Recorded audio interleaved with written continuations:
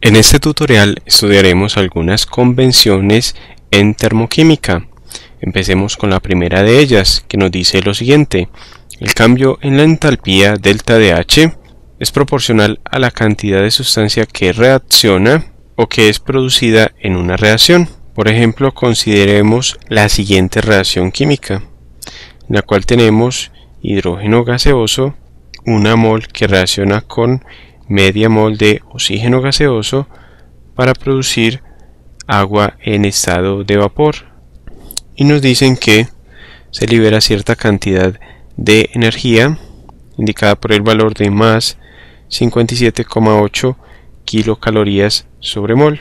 ¿Y qué tal entonces si nos piden en este ejemplo, como una primera parte, calcular la cantidad de calor liberado al formar 0,25 moles de agua en estado de vapor? Resolviendo entonces la parte A de este ejemplo, tenemos lo siguiente. Sabemos la cantidad de agua que se produciría, 0,25 mol de vapor de agua que se requiere producir, y multiplicamos entonces por la entalpía de la reacción, empleándola como un factor de conversión. Multiplicamos entonces por 57,8 kilocalorías, que de acuerdo con la ecuación termoquímica se requieren para formar 1 mol de agua. Observemos que, aunque no están indicados los coeficientes estequiométricos para el agua y para el hidrógeno, estos son iguales a 1. Por lo tanto, tenemos que se liberan 57,8 kilocalorías para formar 1 mol de agua en estado de vapor o en estado gaseoso.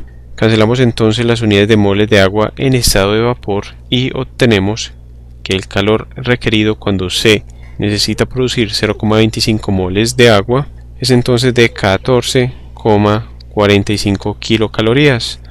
Observemos cómo disminuye entonces el calor requerido si es menor la cantidad que se desea producir de agua. Por eso, en esta primera convención tenemos que el cambio de entalpía es proporcional a la cantidad de sustancia que reacciona o se produce en una reacción.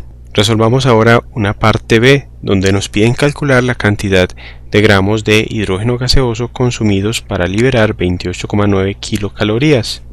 Resolvamos entonces esta parte B y determinemos los gramos de hidrógeno que se requieren para liberar esta cantidad de energía indicada.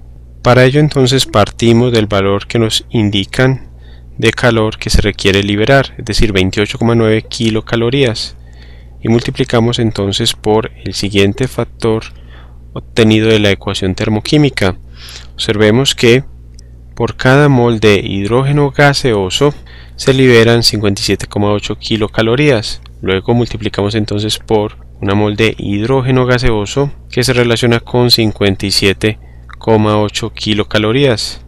Tenemos estas unidades en moles. Ahora multiplicamos por el peso molecular del hidrógeno. Multiplicamos entonces por 2 gramos de hidrógeno gaseoso que se encuentran contenidos en 1 mol de hidrógeno gaseoso. Cancelamos entonces las unidades de kilocalorías con kilocalorías, moles de hidrógeno con moles de hidrógeno, y obtenemos entonces el siguiente valor para los gramos de hidrógeno requeridos. Eso nos da el valor de 1 gramo de hidrógeno gaseoso. Vamos ahora a estudiar una segunda convención.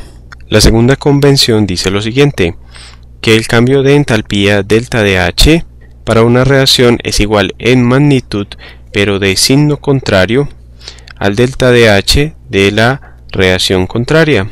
Vamos a ilustrar esta convención mediante el siguiente ejemplo. Consideremos entonces la reacción de combustión del metano gaseoso. 1 mol de metano gaseoso reacciona con 2 moles de oxígeno gaseoso y producen entonces 1 mol de CO2 gaseoso más 2 moles de agua en estado de vapor. El delta de H para esta reacción es igual entonces a menos 191,8 kilocalorías. ¿Y qué tal si escribimos esta reacción en sentido contrario? Es decir, que si a partir de dióxido de carbono más 2 moles de agua en estado de vapor, 2H2O sub G, se produce entonces 1 mol de metano CH4 gaseoso y 2 moles de oxígeno. Observemos que es la reacción contraria a la anterior. De acuerdo con la convención, tenemos entonces que el delta de H va a tener la misma magnitud, es decir, 191,8 kilocalorías, pero signo contrario. Como la primera reacción tiene signo negativo, la segunda, que es la contraria o la inversa, va a tener signo positivo, es decir, el delta de H de más 191,8 kilocalorías. Ahora bien, pasemos a la siguiente convención, la número 3, que nos dice que en una suma de reacciones, es decir, cuando sumamos reacciones, el cambio de entalpía total debe ser igual a la suma de los cambios entálpicos de las otras reacciones. En el presente tutorial no vamos a explicar en detalle esta convención, pero sí en un tutorial posterior cuando consideremos la ley de Hess, ya que por la importancia de esta ley y su relación con esta convención merecen un trato detallado. Vamos ahora a estudiar la cuarta convención. La cuarta convención nos dice lo siguiente: si en una ecuación termoquímica multiplicamos o dividimos a ambos lados por un factor numérico, entonces debemos multiplicar o dividir el valor del cambio de entalpía delta de H por el mismo factor numérico. Vamos a ver un ejemplo en el cual ilustramos esta convención. Consideremos entonces la reacción anterior de oxidación del metano, que reacciona con 2 moles de oxígeno gaseoso para producir 1 mol de CO2 gaseoso más 2 moles de agua en estado de vapor. Recordemos que la entalpía de esta reacción delta de H es igual a menos 191,8 kilocalorías. ¿Y qué tal si multiplicamos entonces ambos lados de esta ecuación termoquímica por 2? Si multiplicamos entonces por 2, nos queda del modo siguiente, como 2 moles de metano gaseoso que reaccionan con 4 moles de oxígeno gaseoso y que producen 2 moles de CO2 gaseoso más 4 moles de agua en estado de vapor. ¿Cómo nos queda entonces el valor de la entalpía de la reacción delta de H?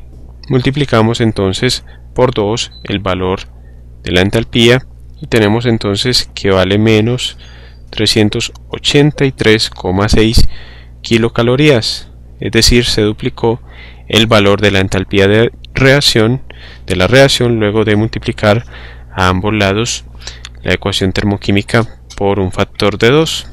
Vamos a estudiar ahora la quinta y última convención en termoquímica. La quinta convención en termoquímica es sobre el estado estándar. ¿Para qué se emplea el estado estándar? Es para estandarizar datos de valores de entalpías o calores de reacción, ya que se requiere tomar un punto de referencia para el estado de los reactivos y de los productos. Este punto de referencia es entonces arbitrario y se denomina entonces estado estándar de la sustancia. Es por ello que tanto para gases como para líquidos y sólidos se toma entonces como estado estándar las condiciones de temperatura de 25 grados centígrados y una presión de una atmósfera. Es decir, que los valores se han medido, los valores que normalmente encontramos en tablas a condiciones estándar se han medido para una temperatura de 25 grados centígrados y una atmósfera de presión. Por convención, es decir, por común acuerdo, se indica una entalpía estándar de formación como igual a 0 para los elementos cuando se encuentran en su estado libre, puro o natural. Y recordemos que este superíndice que se encuentra en el cambio de entalpía indica entonces que la sustancia se encuentra en estado estándar. Como ejemplo entonces de sustancias en estado libre, puro o natural a condiciones estándar, tenemos entonces el hidrógeno gaseoso, el oxígeno gaseoso, el sodio en estado sólido, el carbono o grafito en estado sólido. Algunas consideraciones relacionadas con esta quinta convención se han tratado en tutoriales previos. De esta forma entonces concluimos el presente tutorial sobre algunas convenciones empleadas en termoquímica.